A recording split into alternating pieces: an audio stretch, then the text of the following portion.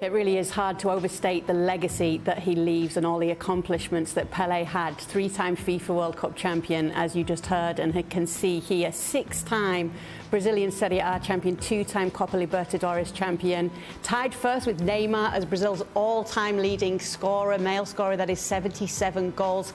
And then when it comes to those 1,281 goals, obviously some of those in unofficial matches, voted FIFA Player of the 20th century. Pelé is a legend in the lifetime of generations gone by, and no doubt generations that will come as well. Such is his legacy. Many tributes have poured in today on Twitter and across social media. Kylian Mbappe saying the king of football has left us, but his legacy will never be forgotten. R.I.P. King. And he's just one of many who has put their tributes up on social media. Shaka, we're just going to welcome in some of our other pundits tonight. We have with us Frank Leboeuf, Casey Keller, and also Stuart Robson. But let me start with you, Shaka. What was your reaction when you heard the news today? Heartbreaking. It'd been coming for some time. There'd been rumours about his health and his passing even during the World Cup. So you knew the end was nigh, and you knew that the game would have to deal with the passing of who I consider to be its first global icon. And while we look at the game today and its reach and the power of the players, Pelé set that bar. Some 60 years ago, Pelé set the bar that many are continuing to aspire to, in a time and in a way that he didn't have the kind of exposure or the reach that modern day players are. I think the game is better for him. It's better for his abilities on the field. It's better for all that he represented off it. He set the standard not just as a football player, but how this game impacts all those who dare to dream, all those who can afford a pair of cleats or can't, all those who just one day dream to live on the highest stage. And that's a big legacy to leave. That's a legacy that every single one of us who play the game, who have played the game, every single one of us who continue to play it now, lives by, and in so many ways has been guided by over the last 70 years. Yeah, it's just crazy to think that he stopped playing in the 70s, and yet his name has been ever present, even in the modern day, many years after he stopped playing. Frank Leboeuf, I'm interested to hear what you thought when you heard the news today. I'm devastated, I have to say. When I was told, that he passed away, I was with my wife, and I couldn't avoid, some tears because, well, you have the picture of him and I, and this fantastic time that for me to be introduced to him. He represents everything that I wanted to follow. My father taught me everything. The last time he won the Brazilian shirt, it was in '71. I was 3 years old, only 3 years old. So I had to show, my father had to show me all the videos and everything that he had, and see on TV the games that he played and everything. And we talk about somebody being the GOAT of football, and for me there is only one GOAT. It's him. When you won 3 times, the World Cup, when you couldn't be the best player in the world and get the Ballon d'Or because he was playing in Brazil and he was a European, he would have won that title that everybody's looking for. I don't know, 10 times. It was such a fantastic player. It was like a myth. I think Tostao said, if you want to have a little bit of Pelé, you have to bring the best of Cristiano Ronaldo and the best of Lionel Messi, and maybe then you will have a little bit of Pelé. It says a lot, about what Pelé represents to all Brazilians, but the entire world, in fact. Yes, we all knew that it was going bad, and maybe the end was very close.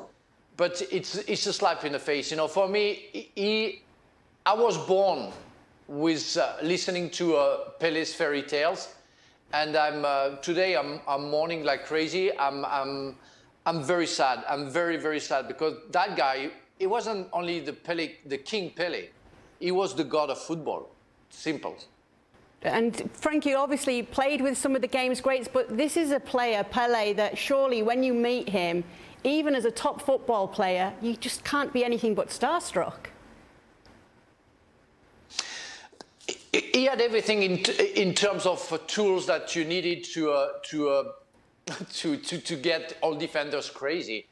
And he made, in fact, that number 10 in the shirt so famous, so legendary, because before him, nobody thought about the number 10. If Pelé, if Maradona, Neymar now, or so many others, Zidane, won the number 10, is because of him. He was small, but he was jumping like crazy, and that goal that he scored against Italy in the World Cup showed how high he could go. But he was seeing everything. In that same final, you have that pass that he gives, that assist that he gives to Giorgino, which, not even looking at the players, he knew that the player was coming. He was feeling the game. We saw everything. I saw lately a video of him compared to all the players, all the tricks that they do now. The video was showing that Pelé was doing it before. He created everything. That's absolutely crazy what that guy was able to do. And don't forget, that's one thing that, because some people say, well, it's another time, yeah, football player were not that good. He didn't have the medical. He didn't have the preparation. Physically, they weren't prepared. You know, the travel that they had to make, they were very long. That guy played for 20 years. 20 years. Brazil didn't win the World Cup in '66 because he was injured. But otherwise, every time he played in a World Cup, he won it. The guy was, yeah, he was simply the god of football. Yeah, the video that Frank's just mentioned has gone viral on Twitter. It's already up to 25 million views. It's Pelé did it first, and they're showing all the modern-day greats doing all their fancy tricks and skills. And then, latter day, we're seeing former Pelé doing it all himself. Stuart Robson, we all grew up knowing all about Pelé. It feels as though every football fan loves him. Absolutely. I'm a bit older than Frank, and my first World Cup watching was, as a 6-7-year-old, the 1970 World Cup. And as Frank has just said, and as the video will show you, he started doing things that nobody else had seen. He had the shot from the halfway line, which beat the goalkeeper, but not quite the post. He let the ball run across the goalkeeper against Uruguay. You know, the header against Italy, the set-up play for the fullback, Alberto, to come forward and smash it into the corner. He was absolutely brilliant. In English memories, we always talk about the save that Gordon Banks made. Without the header from Pelé, Gordon Banks wouldn't have been able to make that save. But I think the thing that everybody loves about Pelé, I don't think he was a diver. When he got fouled, he got up and played on. He didn't boast about things. He was a great character as well. And that's why everybody wanted to follow him. He was a brilliant example for every young footballer at the time. Nobody could match what Pelé did at that time, but you wanted to. And that's what you aspired to as a young player. He was absolutely superb.